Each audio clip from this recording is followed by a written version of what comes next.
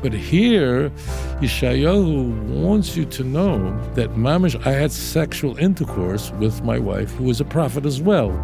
Why? Very simple why. Now you know why. Because do not think that this woman was a virgin. It's mind-blowing. It's mind-blowing.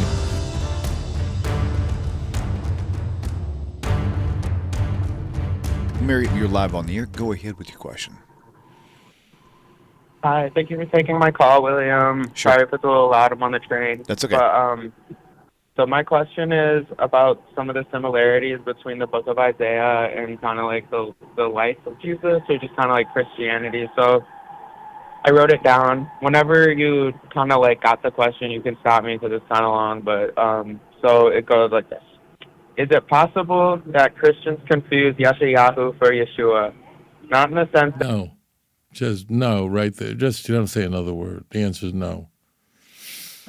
It's just, I apologize, but they're not confusing that for it. They understand that Yeshayahu, who they think is Isaiah, is not Jesus. They're not confusing it. So no matter what follows after that, the answer is no. Gotcha. What similarities? I didn't mean to cut you off. So what similarities are there between Jesus and Isaiah and some of the stories? The question presupposes that I know anything about Jesus' life, as though Jesus wrote an autobiography that I can look at, or someone who lived during the time of Jesus wrote something that is reliable, and we don't even have that. We don't even have a Christian book. We don't have a Christian source that was written during the life of Jesus. Nothing.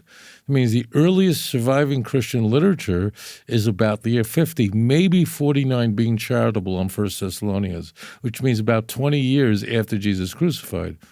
So, and Paul never met Jesus, which is mind-blowing.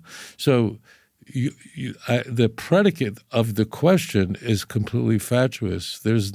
I have no resources to be able to match them because I have no sources.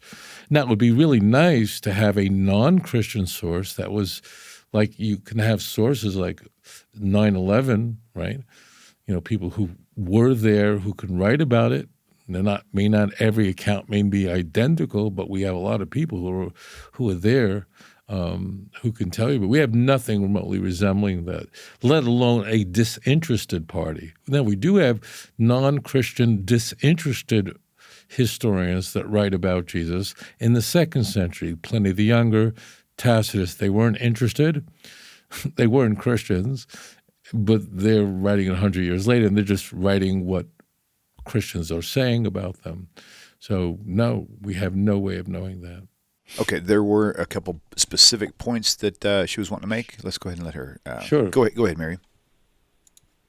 So I wasn't saying it like in the sense that they believe that Isaiah is God or anything like that. I was more so saying like some of the synchronicities in it. Like he was possibly martyred for seeing God in the throne room and uttering the sacred name by Manasseh.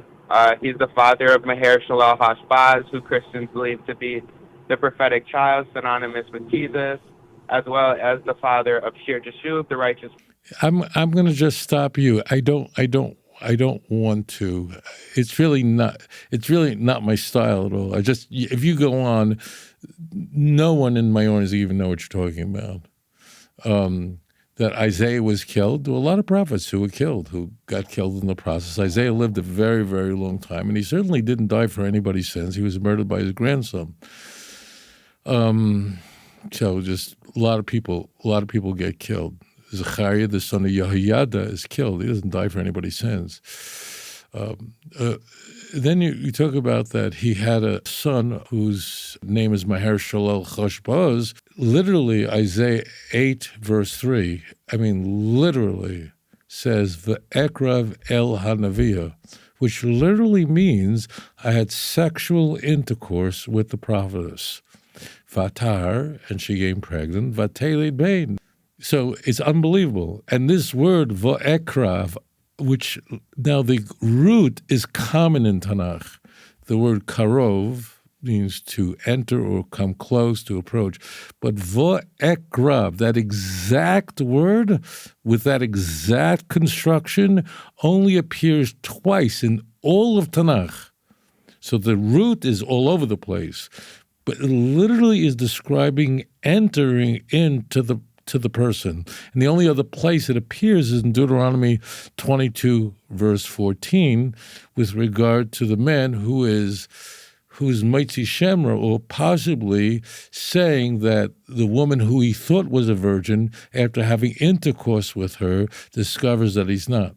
So it's mind-blowing. So vo'ekrav, that exact construction of a root that's very common, but that construction is sexual intercourse, and it's graphically describing it.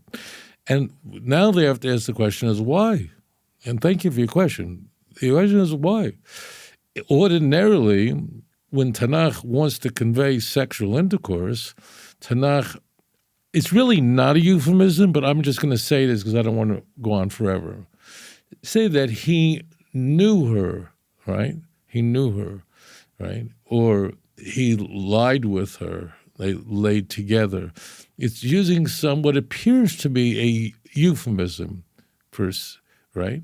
I mean, even conversely, in the prohibited relationships of Leviticus 18, Leviticus 20, a man shall not lie with another man as a man lies with a woman, right? It's not. It doesn't say intercourse there, although that's what's meant, but it's not necessary.